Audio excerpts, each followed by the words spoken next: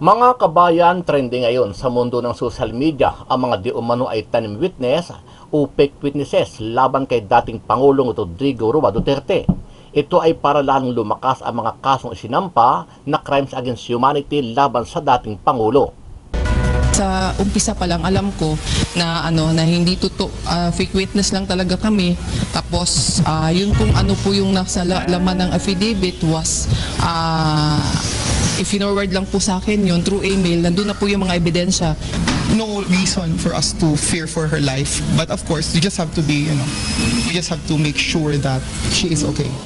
Ayon sa mga lumutang at bumaligtad na testigo, utak at mastermind daw sina dating Senator Antonio Trillanes at dating Senadora at naging DOJ Secretary na si Leila de Lima. Paliwanag ng mga bumaligtad na testigo, kalahating milyon daw ang paunang bayad sa kanila para pumirma sa mga peking sinumpang salaysay at kalahating milyon din kapag nasa Netherlands na sila para humarap sa ICC. Anong December andun si Senator Trillanes? Tapos nung time na ngayon andun si Ma'am de Lima. Natatawa nga siya nung binasa niya yung affidavit ko.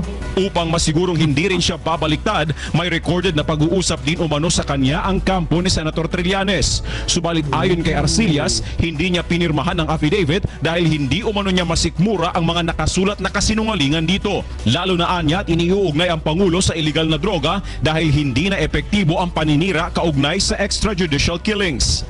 Konsensya ang isa sa mga dahilan kung bakit bumaligtad ang mga witnesses na kinuha ni de Lima at Trillanes. Kaya lumantad sila sa media para ibunyag ang mga hindi makataong plano ng dalawa para lalong idiin sa kasong kriminal ang dating Pangulo. Konsensya din rin po ako kasi lalo na pag sinasabi nila sa akin na yun, i-impeach na si Presidente, ganito ganyan. Tapos deep inside kasi alam ko rin yung kabutihan ni Presidente Duterte. Nagdesisyon umano siyang lumantad upang isiwalat ang kanyang nalalaman. Handa rin siyang gumawa ng sworn statement kaugnay nito. Samantala, nagbigay naman ng pahayag ang matarik na kaibigan at taga-suporta ng pamilya Duterte. Ayon kay senatorial candidate na si Pastor Apollo Siquiboloy, kung mahal natin ang bansang Pilipinas at ang kapwa natin mga Pilipino, ay dapat iboto natin na straight ang 10 kandidato sa pagkasenador ng PDP laban. Ito ay para huwag matuloy ang nakaambang impeachment laban dito kaya BP Sara Duterte dahil siya na lang ang natitirang alas ng mga Duterte laban sa mga Marcos. Hindi tinantanan ng ating Vice President upang siya ma-impeach. Pag na-impeach po kayo, perpetually hindi na kayo makapaglingkod sa bayan. Hindi na kayo pwedeng maglingkod pa. Perpetual po yan. O kaya habang buhay, hindi ka na pwedeng pumasok pa sa paglilingkod sa bayan. Yan ang gusto nilang mangyari kay Vice President Sara Duterte. Kaya pag straight vote po kami sa PDP laban, ang boto namin ay siyam. Kailangan ng siyam na boto ng mga senador upang hindi po ma-impeach ang ating Vice President Sara Duterte. Kami po yun. Kaya wala pong magmamaliw. Straight tayo. Huwag na po kayong lumingon pa sa iba. Straight tayo. Kung mahal ninyo si Vice President Sara Duterte, straight po ang ating pagboto. Ano ang masasabi mo dito, kabayan? Naniniwala ba kayo sa mga naging pahayag ng mga bumaligtad na testigo para idiin sa dating Pangulong Rodrigo Roa Duterte? Ito ay matapos silang bayaran ni dating Senador Antonio Trillanes at Leila de Lima. Sama-sama nating panuorin ang buong video at pakicomment nyo po ang inyong mga reaksyon at sariling opinyon. Pero bago yan, sa mga hindi pa po nakasubscribe sa ating channel na Kabayan News PH, pakipindot po ang subscribe button at pakiclick na rin ang notification bell para lagi kayong updated sa mga bagong upload natin na legit at napapanahong balita. Maraming pong salamat. Kinilala ng Pre-Trial Chamber 1 ng International Criminal Court o ICC ang documentation na isinumite ng registry para kumpirmahin ang pagkakakilala ng mga umano'y biktima ng war on drugs si dating Pangulong Rodrigo Duterte. Ang hakbang ay magbibigay daan para kilalanin sila o ang kanilang representasyon para makibahagi sa proceedings. Para sa applicant victims na umaasa sa declarations na kinumpirma ng dalawang testigo bilang proof of identity, sinabi ng Chamber na rerepasuhin nila ito on a case-to-case basis pending assessments at sa rekomendasyon ng registry. Tinutugon sa prosesong itong ilang pagamba na inihain ng legal team ni Duterte na unang umiling na limitahan ang uri ng identification documents na papahintulutan sa proceedings.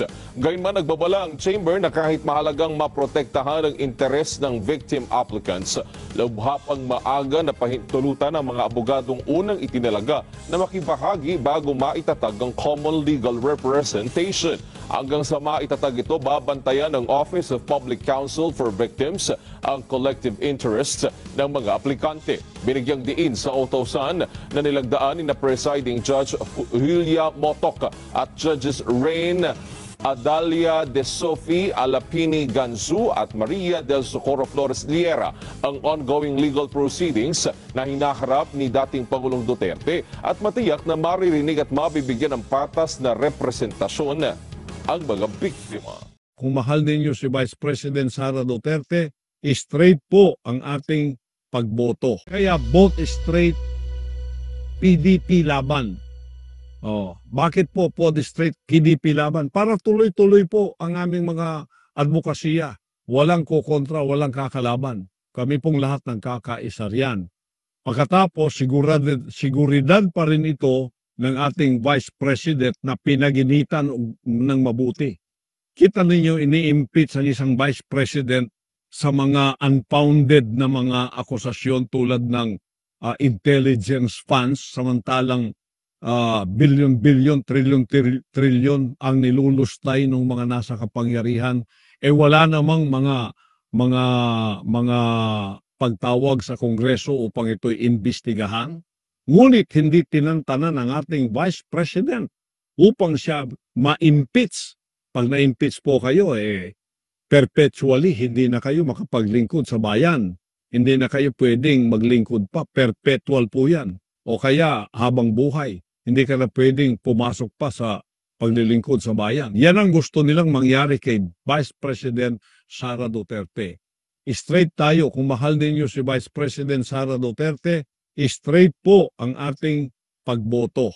Noon pa lang ay bistado na yung kanilang tanim witness at bumaliktad nga, umamin at nagsampa pa ng kaso laban kay Trillanes.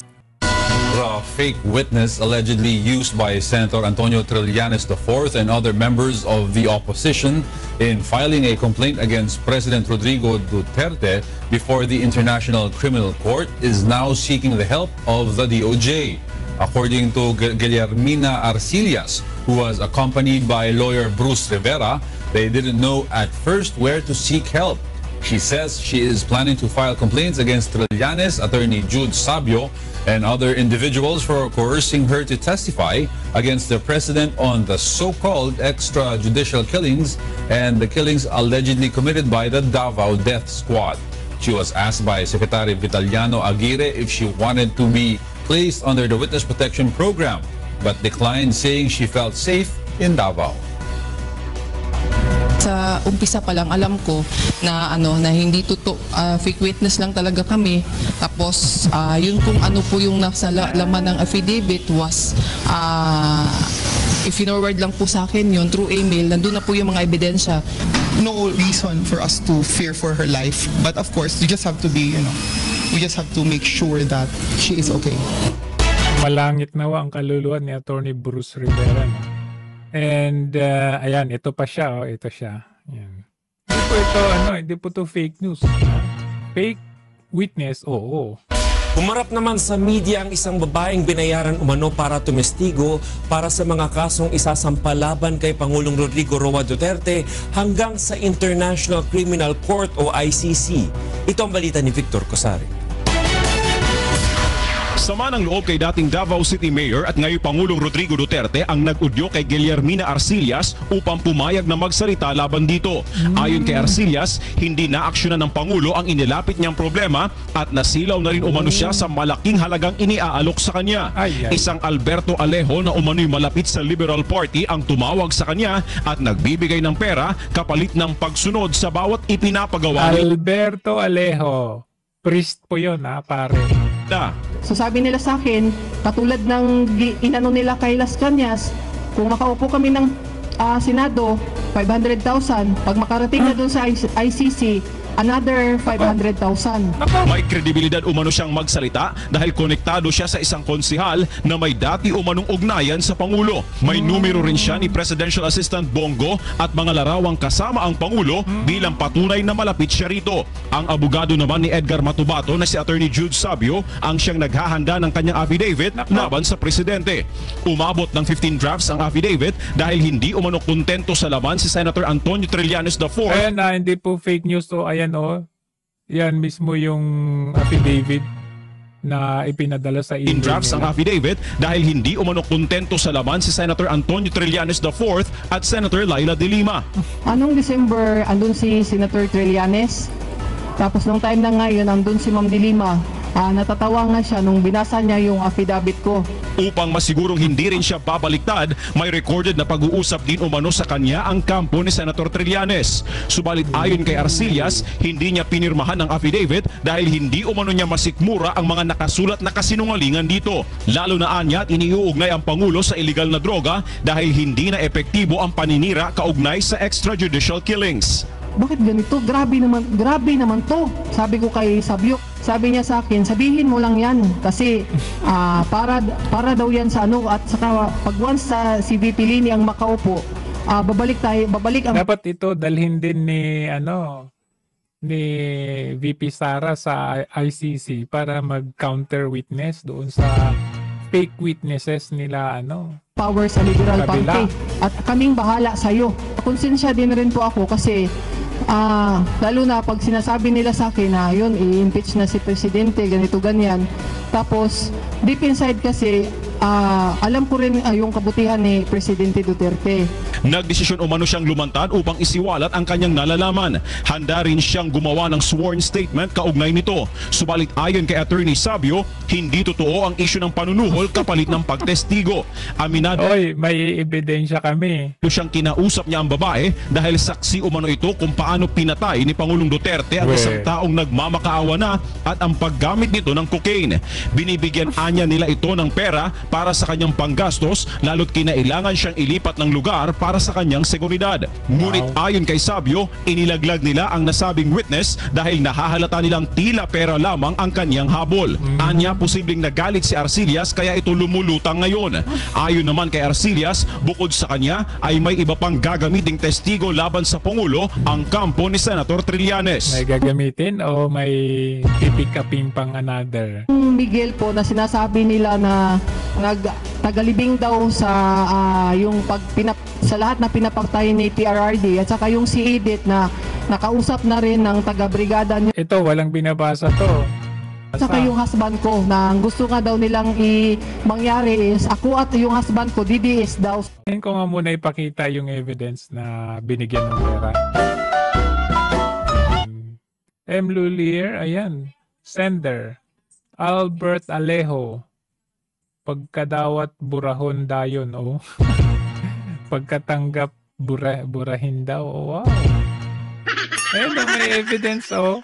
Mina claimed that she already received 300k from Father Alejo, Jesh. Oh, ayan, may picture pala sila, oh. Ayan natin. Oh, ayan. Yung FB, nung time na yun na nagkaroon ako ng tampo kay Presidente Duterte. So, nagkaroon ng tampo pala kay PRRD. So, parang ang nangyari, nung nilapitan siguro ni Trillanes o ng father na ito, kumagat kasi may tampo. Actually, through sa mga... Sabihin na natin may offer. May offer naman talaga yung mga yan, friends na yan, kaya sila nakakontak sa akin through Ferry Fajardo. Which is actually, ito si Ferry Fajardo is parang nilaro lang rin namin na kunwari, hihingi ako sa kanya ng tulong para mag-endorse kasi wala silang makita na na paano sila maka-attach sa akin. At that time, it was Father Alejo na una talagang pumuntak sa akin. Okay, anong year to? Anong month? 2017, I think ang una is mga bandang July. Okay. Paano nag-contact si Father Alejo sa'yo? Sa through phone, tinawagan niya ako na meron silang gustong hihingi sa akin, pwede ba daw ako makapunta ng Manila. Tapos before that, gusto nilang makapunta sa bahay. Okay. So, anong nangyari after ng contact ni Father Alejo sa'yo? Actually, nakapunta talaga ako ng Maynila. Tapos, kinausap nila ako dun sa plano. Kasi alam nila na nasa stage din ako dun sa pagtatampo pa rin. Kaya kinausap nila ako. Actually, sa akin din is na-mention nila yan na kapag hindi nakabalik yung LP sa, ang LP sa pwesto, so walang power.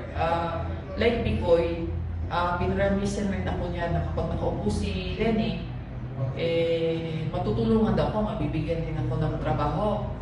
So at that time, sabi ko nga, masyadong marunong sa pera, binibigyan talaga ako kada bigay ng bigay. So, parang nung una talagang na-convince ako.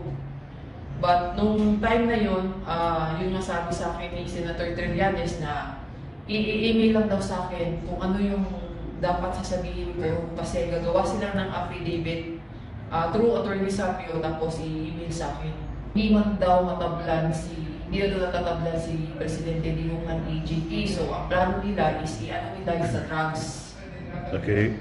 Yung pinakita ni Senator Trillanes na video during Kaya pala lumalabas yung mga drugs din, no?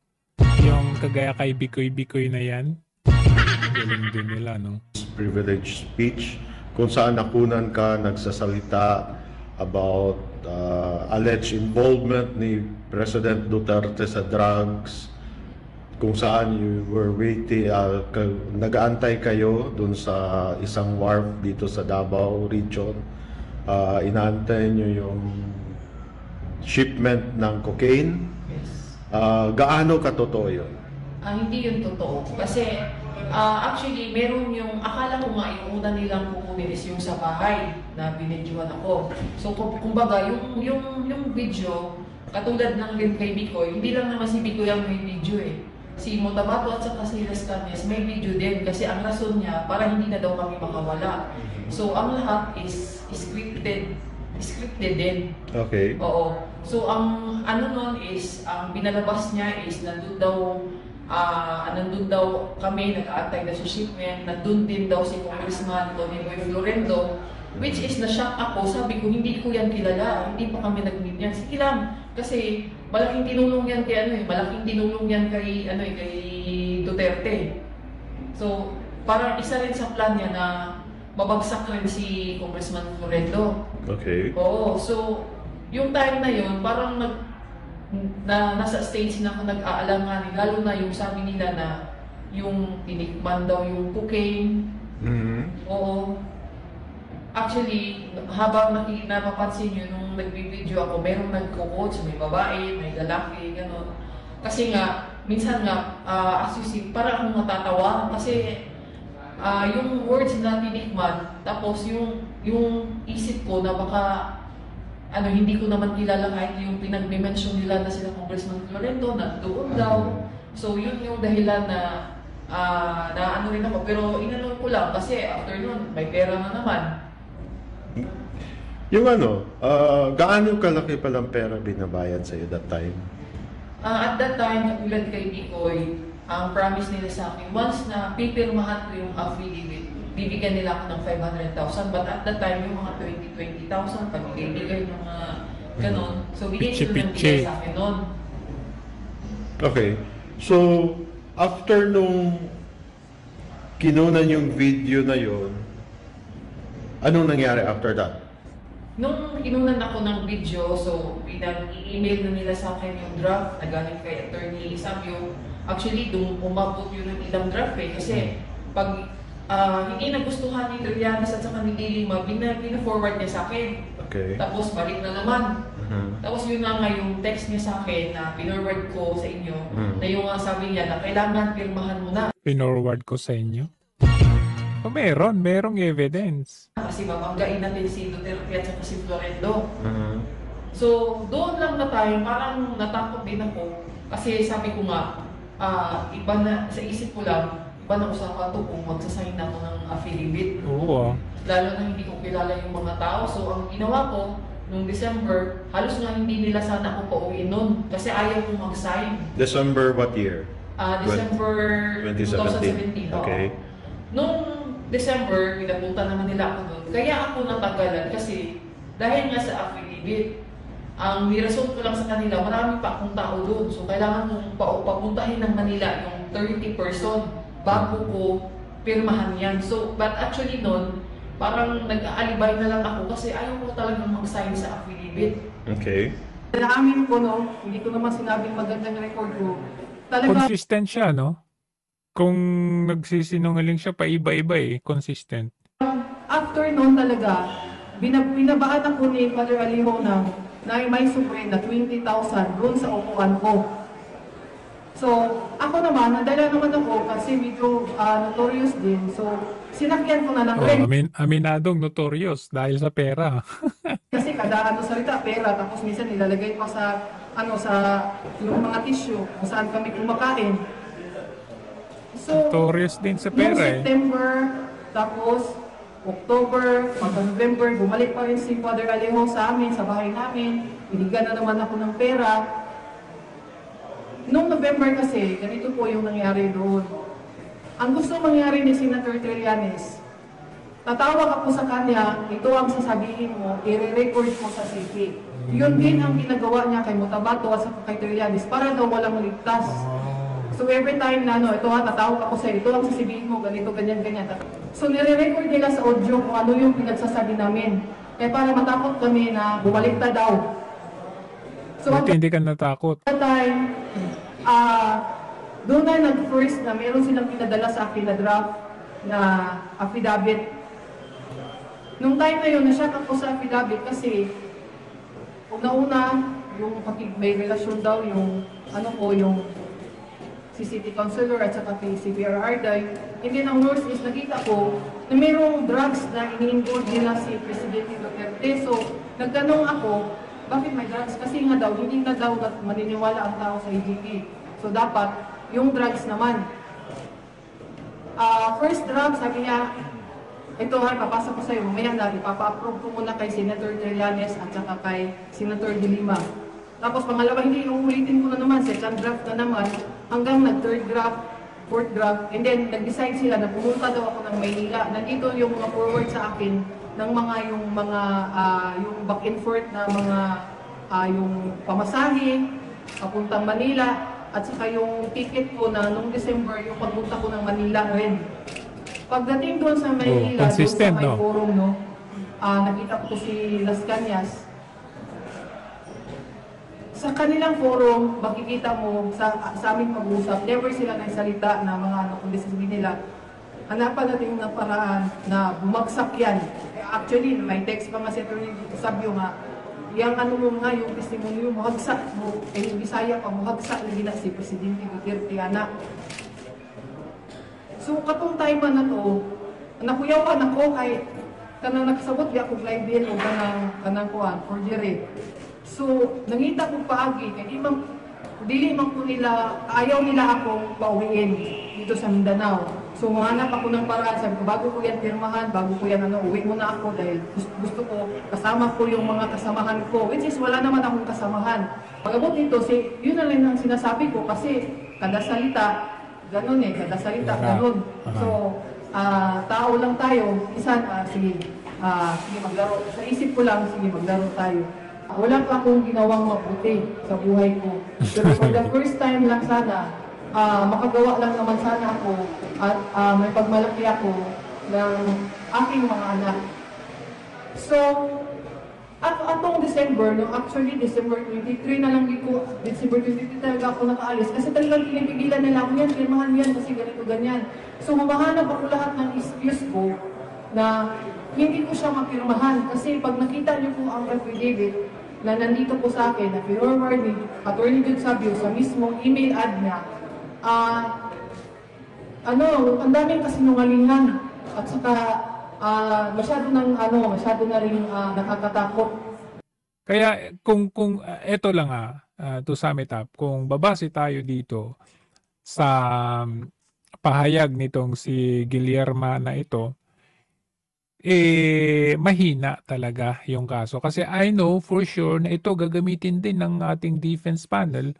Papakita rin nila ito, including yung kila Matubato, kila Las Cañas, kila Asierto. Ipapakita nila yung relevance or yung napaka-immaterial ito as witness or evidence para sa kanila. Kasi kung chapi lang, sali-salita lang, tapos wala naman sila talagang proof, merely hearsay talaga, medyo mahina-hina ang kaso na ito. So yun, ito po magpapababa doon sa credibility ng mga witness na halata noong pang panahon ni PRRD na i-prove, na establish na wala naman talagang credibility ang mga ito.